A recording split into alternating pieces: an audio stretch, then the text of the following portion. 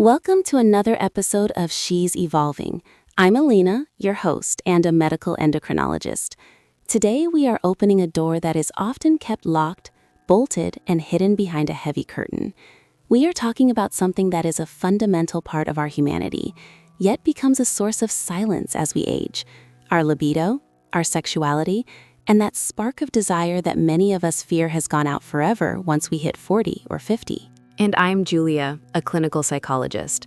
If you've ever looked in the mirror and felt like a stranger to your own sensuality, or if you felt that your body is no longer inviting you to experience pleasure the way it used to, please know that you are in the right place.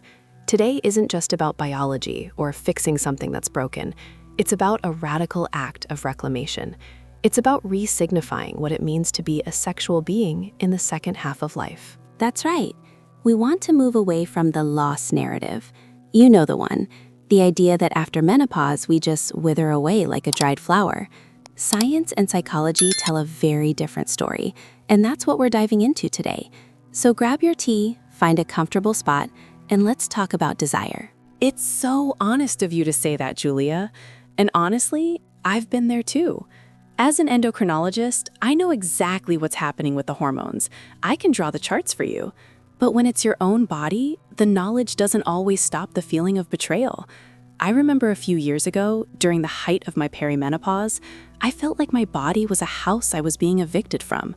The heat flashes were one thing, but the sudden lack of drive felt like I'd lost a part of my personality. I felt like I was becoming a neutral person, neither hot nor cold, just there, neutral. That's the perfect word. Many of my patients use terms like invisible or numb. They tell me, Julia, I love my partner. I want to want them, but the engine just won't start. And there's so much guilt attached to that. We feel like we're failing a duty or that we're somehow malfunctioning. And that's the first thing we need to dismantle, this idea of malfunctioning. When I see women in my clinic, they often come in whispering as if they're confessing a crime. They say, "Doctor, my libido is gone. Give me a pill." And I have to explain that while hormones play a huge role, desire and maturity is a complex tapestry. It's not a light switch anymore. It's more like a wood-burning stove. It takes longer to light, it needs different fuel, but once it's going, the heat is actually deeper and more sustaining than that quick flash of youth.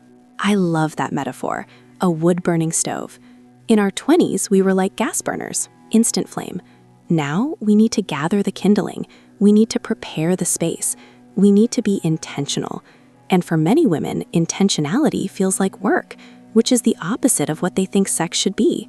But why shouldn't we put effort into our pleasure? We put effort into our careers, our children, our health. Why is pleasure the only thing we expect to happen effortlessly? Exactly. And let's talk about why that effort becomes necessary from a physiological standpoint. After 40, and especially moving into the 50s, we see a significant drop in estrogen and testosterone. Yes, women have testosterone too, and it's a major player in our desire. When estrogen drops, the physical environment changes. The tissues become thinner, there's less blood flow to the pelvic region, and natural lubrication decreases. If it hurts or feels uncomfortable, your brain, which is your primary sex organ, is going to say, "No, thank you. Let's go read a book instead." And that's where the psychological loop begins.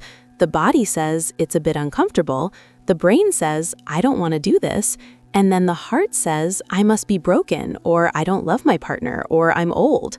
That inner critic is ruthless. It starts telling you that you're no longer a sexual being. And once you believe that, you stop looking for pleasure. You stop touching yourself, you stop flirting with your own reflection. You shut down the shop. And we are here to tell you, don't shut down the shop.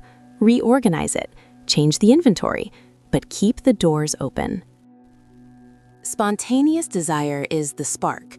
Responsive desire is the reaction. It means you might not feel in the mood while you're doing the dishes or thinking about your to-do list. But if you start the process through touch, through a bath, through an intimate conversation, or even through using a good lubricant, your body responds, and then the desire kicks in. You don't have to wait for the feeling to start the action. Sometimes the action creates the feeling. That is so liberating. It takes the pressure off waiting for the mood to strike. Because let's be real, between work, aging parents, and hormonal fatigue, the mood is rarely going to strike us like lightning anymore. We have to invite it in. And that brings us to the emotional barriers. Many women in their 50s are dealing with body grief. They are mourning the body they had at 25. They see the softening of the skin, the shift in weight, and they think, how can anyone find this sexy? And the irony is, Julia, that our partners, if we have them, are often going through their own changes and are usually much more forgiving of our bodies than we are of ourselves. But the biggest barrier isn't what the partner thinks, it's the lack of connection with our own skin. I often tell my patients, you cannot expect to enjoy intimacy with someone else if you are at war with the body you're bringing to the bed. So true. I often give my clients an exercise, sensate focus. It's not about sex. It's about touching your own arm, your own thigh, with the intention of just feeling the texture of your skin without judgment. It's about reestablishing the neural pathways between your skin and your brain's pleasure centers. We've spent so many years using our bodies as tools to carry children, to run errands, to work, that we've forgotten they are also vessels for sensation. And medically, we have so many tools now to help with the physical side. There is localized hormonal therapy that doesn't affect the whole body, but restores the health of the vaginal tissues. There are high-quality pH-balanced lubricants. There is pelvic floor physical therapy, which is revolutionary for many women. We don't have to suffer in silence or accept pain as a part of aging. Pain is a signal that something needs attention, not a sentence you have to serve. I think it's time we tackle some of the big myths we hear in our offices. Elena, how many times have you heard, my libido is gone, so my marriage is over? Too many. And it's such a heartbreaking misconception. Libido isn't a fixed amount of energy you're born with that eventually runs out. It's a fluid state. A low period doesn't mean the end, it means a transition. I've seen couples in their 60s rediscover a type of intimacy that is far more profound than what they had in their 30s because they finally started talking about what they actually liked rather than just following a script. Exactly. The script is another myth. The idea that sex has to look like a movie, candles, wine, and a specific sequence of events ending in a simultaneous orgasm. In maturity, we can throw the script away. Maybe intimacy is a long massage. Maybe it's using toys. Maybe it's just lying naked together and talking. When we redefine sex to mean intimacy and pleasure, the pressure vanishes. And when the pressure vanishes, guess what? The libido often comes back to say hello. Here's another one I hear. I'm too old to learn anything new about my body. Oh, that one is dangerous.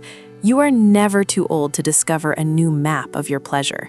In fact, this is the best time. For many of us, the kids are older or out of the house. We have more privacy. We have more self-knowledge. We know who we are. There's a certain I don't give a damn attitude that comes with being 50 plus that can be incredibly erotic if we let it. I love that, the erotic power of not caring. It's about shedding the good girl image. We spent decades trying to be the perfect mother, the perfect employee, the perfect wife. Now we can just be ourselves. And that authenticity is the ultimate aphrodisiac. Let's talk about a question we received from a listener.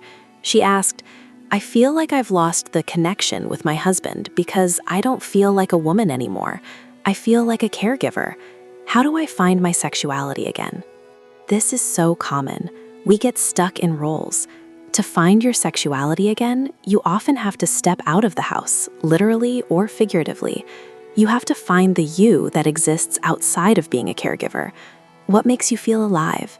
Is it dancing? Is it a certain type of clothing? Is it a hobby that is just for you? Sexuality starts with your own vitality. And communication is key. Tell your partner, I'm going through a change. I still love you. I still want to be close to you, but we might need to find new ways to get there. When we hide our lack of desire, our partners often interpret it as a lack of love. Opening that dialogue removes the wall of resentment. As we start to wrap up this conversation, I want to leave our listeners with a thought. Your body is not a machine that is breaking down. It is a living, evolving landscape. Just as the seasons change, so does our sexuality. Winter isn't bad compared to summer. It just has a different beauty, a different pace. And you are the architect of this new season. You get to decide what pleasure looks like for you now. Maybe it's softer, maybe it's slower, but it can be just as intense, if not more so, because it is rooted in a deep, mature connection with yourself. You are not past your prime, you are entering a new prime, one where you are the authority on your own joy. If you're feeling lost, start small. Buy a silk robe that feels good on your skin. Use a moisturizer you love. Practice breathing deeply into your belly. Reconnect with the physical sensation of being alive. The rest will follow at its own pace. And remember, you are not alone. There are millions of us navigating this same transition, learning to speak this new language of desire. If this episode resonated with you, please share it. Send it to that friend you were talking with over coffee last week.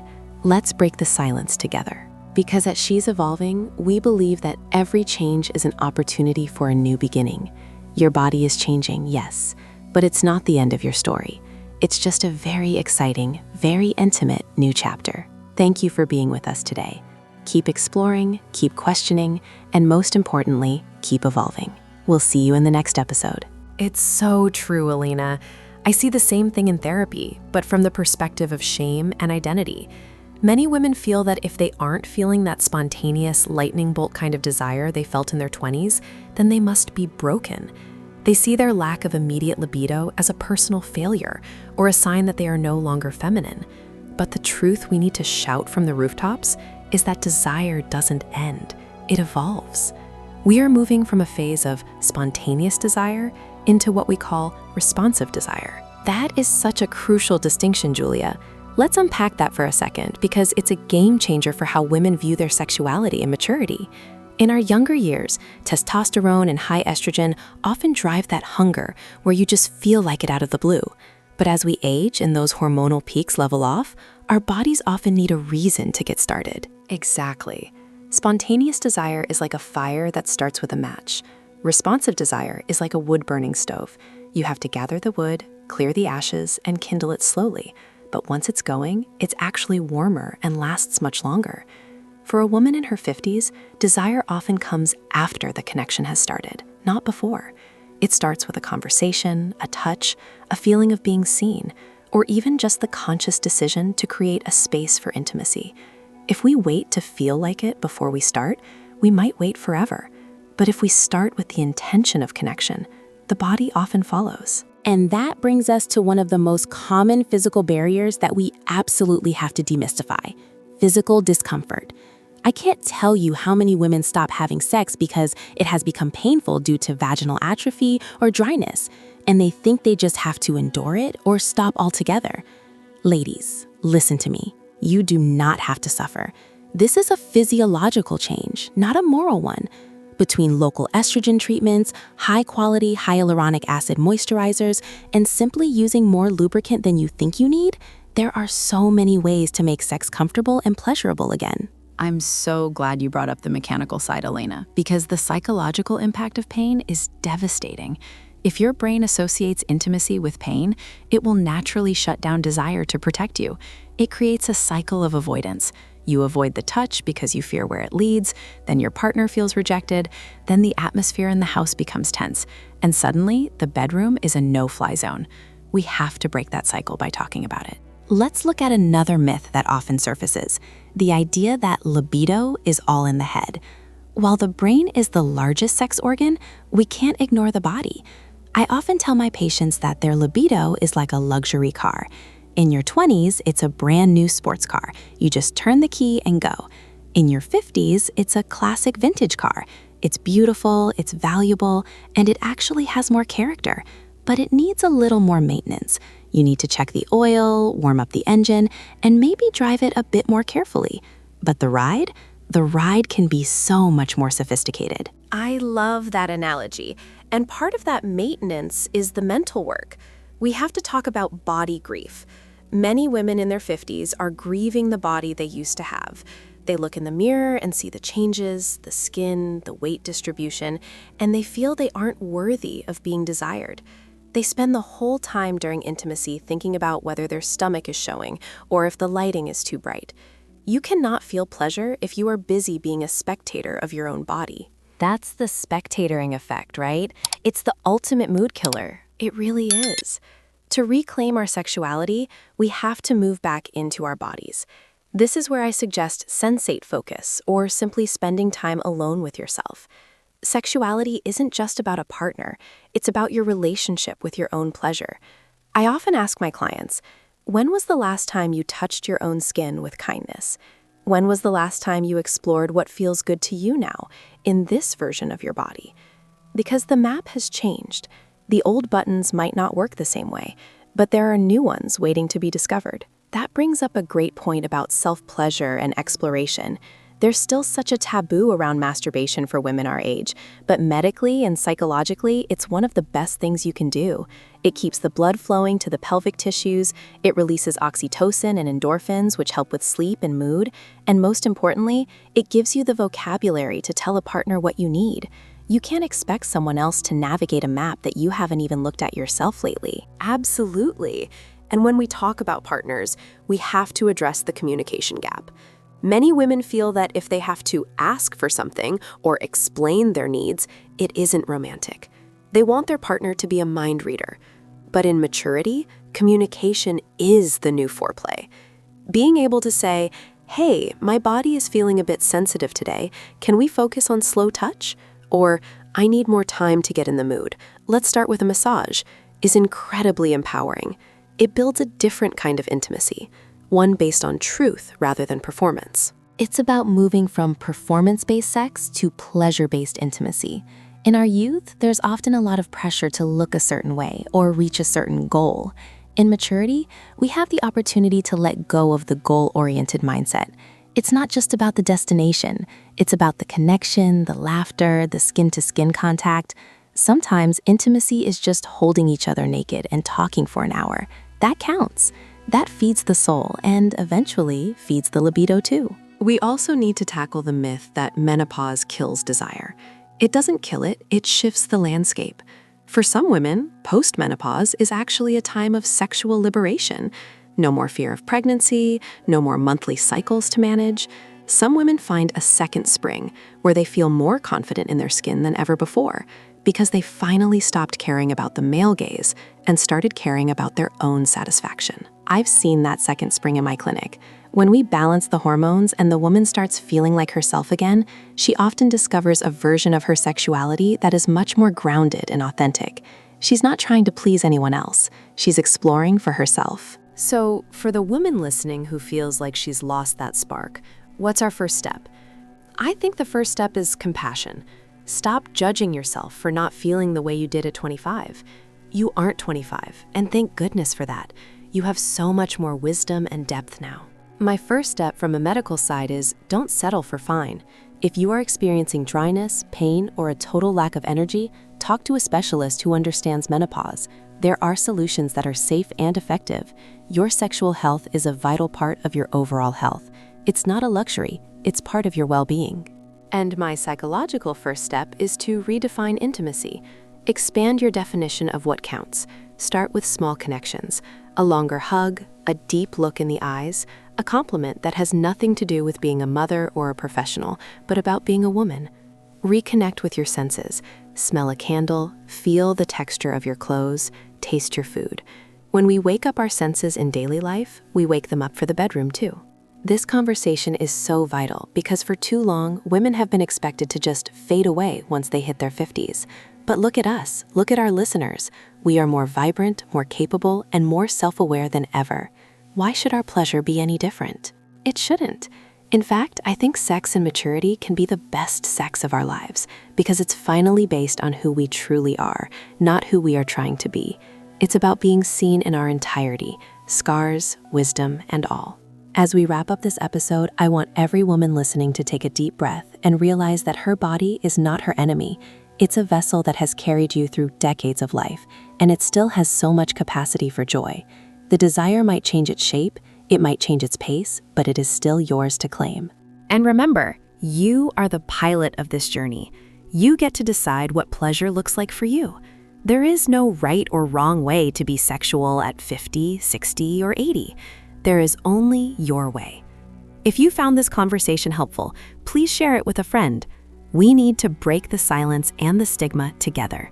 Let's keep this conversation going, because every time we speak our truth, we give another woman permission to do the same. Thank you for being with us today on She's Evolving. Your journey of rediscovery is just beginning. Your body is changing, yes, but it's changing into something more refined, more resilient, and more beautiful. Don't be afraid to explore this new territory. You aren't alone in this. We are right here with you, evolving every day. Reach out to us on our social media, share your stories, and let's continue to redefine what it means to be a woman in her prime. Until next time, take care of yourself, listen to your body, and never forget that you deserve to feel good. Stay curious, stay connected, and keep evolving. We'll see you in the next episode. This was She's Evolving. If you enjoyed this episode, don't forget to subscribe and leave us a review. It helps other women find this community. And remember, the most important connection you will ever have is the one you have with yourself. Cherish it. See you soon.